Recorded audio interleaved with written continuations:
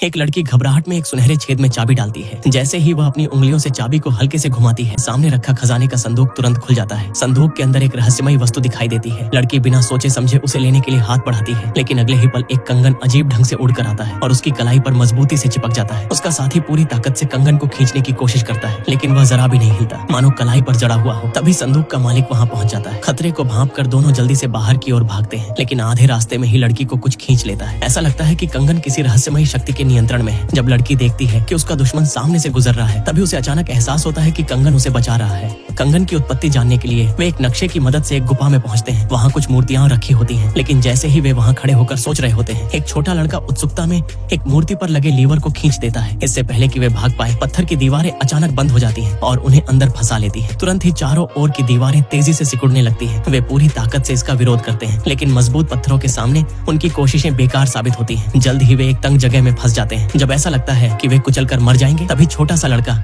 जिसे छोटू कहते हैं, कुछ नोटिस करता है। बीच में रखे एक कंकाल को देखकर वह सभी को उसमें लेटने के लिए कहता है। जैसे ही दीवारें पूरी तरह बंद होती हैं, अगले ही पल वे नीचे की ओर गिर जाते हैं। जब वे होश में आते हैं, छोटी नाम की लड़की को कुछ रहस्यमयी चीज दिखती है। वह आगे बढ़कर उसे देखने जाती है और जोर से एक दीवार को धक्का देती है। बाहर निकलने के बाद सामने का दृश्य उसे हक्का बक्का कर देता है। उनके सामने एक विशाल क्षेत्र दिखता है, जहाँ चारों ओर पहाड़ है और बीच में एक गांव बसा है। ये स्पष्ट रूप से वह सुनहरी नगरी है जिसकी वे तलाश कर रहे थे। लेकिन नगरी में प्रवेश करना आसान नहीं है। शहर का प्रवेश द्वार दर्जनों मीटर ऊंचा है और उसकी सतह पर नुकीले कांटे लगे हैं, जिन्हें छूने से चोट लग सकती है। दरवाजे से चढ़ना असंभव है और आसपास छिपे जाल भी हैं, इसलिए उन्हें बहुत सावधानी बरतनी पड़ती है। तभी चांद की रोशनी वहां पड़ती है और टाइल्स पर कुछ चिन्ह उभर आते हैं। जब चांद छिप जाता है तो टाइल्स पर चिन्ह और स्पष्ट हो जाते हैं। इसे देखकर सभी तुरंत समझ जाते हैं कि यही शहर का दरवाजा खोलने की कुंजी है। वे टाइल्स पर दिखे चिन्हों के आधार पर पास में खड़ी मूर्तियों तक जाते हैं और एक साथ लीवर खींचते हैं। इससे दरवाजा खुल जाता है। अंदर प्रवेश करने के बाद वे एक बंद मकबरे में पहुंचते हैं। छोटी एक बंदर को ऊपर चढ़ने के लिए कहती है और टॉर्च की रोशनी से कमरे के कोनों को रोशन करती है, ताकि सूरज की रोशनी की नकल की जा सके। उनका एक साथी पानी के बर्तन से रोशनी को परावर्तित करता है। जैसे ही रोशनी दरवाजे पर पड़ती है, अगले ही पल धूल भरा पत्थर का दरवाजा खुल जाता है। सभी उत्साहित हो उठते हैं, लेकिन तभी खतरे का क्षण आता है। सभी जल्दी से दरवाजे से बाहर निकलते हैं, लेकिन छोटी थोड़ा पीछे रह जाती है और दरवाजे में फंस जाती है। सौभाग्य से उसका मजबूत साथी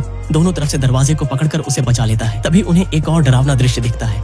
रास्ते के अंत में एक शुद्ध सोने की मूर्ति खड़ी है। जैसे ही वे इसे देखने के लिए आगे बढ़ते हैं, उनके पैरों तले का फर्श अचानक ढह जाता है। अगले ही पल वे नीचे की ओर फिसलने लगते हैं। जब वे नुकीले कांटों पर गिरने वाले होते हैं, तभी सभी जोर से उछलकर दूसरी तरफ कूद जाते हैं और अपनी जान बचा लेते हैं। अब वे सुनहरी नगरी के अंतिम छोर पर हैं। सामने चमचमाती सोने की मूर्ति को देखकर वे और करीब जाने की सोचते हैं, लेकिन तभी उनका साथी, जिसे भाई कहते हैं, उन्हें रोक देता है। वह एक प्रतीकात्मक सोने का सिक्का निकालता है और सावधानी से उसे मूर्ति के हाथ में रखता है। उन्हें लगता है कि इससे कोई गुप्त तंत्र खुलेगा, लेकिन जैसे ही वे उत्सुकता से इंतजार करते हैं, उनके पैरों तले की टाइल्स फिर से ढह जाती है। भाई गहरी खाई में गिरते गिरते बचता है। इससे पहले कि वे उसे बचा पाए, एक अजनबी दल वहां घुस आता है, जिसका नेतृत्व एक 80 साल की बूढ़ी औरत कर रही है। वह अपनी बांह हिलाती है और अचानक एक युवा महिला में बदल जाती है। वह सुनहरी नगरी की रक्षक होती है। ये साबित करने के लिए कि वे साधारण खोजी हैं, छोटी अपनी बुद्धि का इस्तेमाल करती है। वह एक कुएं से पानी का कटोरा निकालती है और धीरे धीरे उसे मूर्ति के हाथ में डालती है। ये सही कदम साबित होता है और तंत्र सक्रिय हो जाता है। पत्थर का दरवाजा खुलता है और सामने एक चमकदार दृश्य उभरता है। लेकिन तभी भाई का एक साथी चुपके से मूर्ति चुरा लेता है, जिससे रक्षक क्रोधित हो जाती है। अगले ही पल सुनहरी नगरी ढहने लगती है। सभी डरकर इधर उधर भागने लगते हैं, लेकिन छोटी मूर्ति को वापस लेने के लिए जान जोखिम में डाल देती है। वह मूर्ति को उसके मूल स्थान पर रख देती है, ताकि इस प्राचीन धरोहर को बचाया जा सके। जैसे ही मूर्ति अपनी जगह पर रखी जाती है, नगरी का ढहना रुक जाता है और एक चमत्कारी दृश्य होता है। नगरी अपने आप ठीक होने लगती है।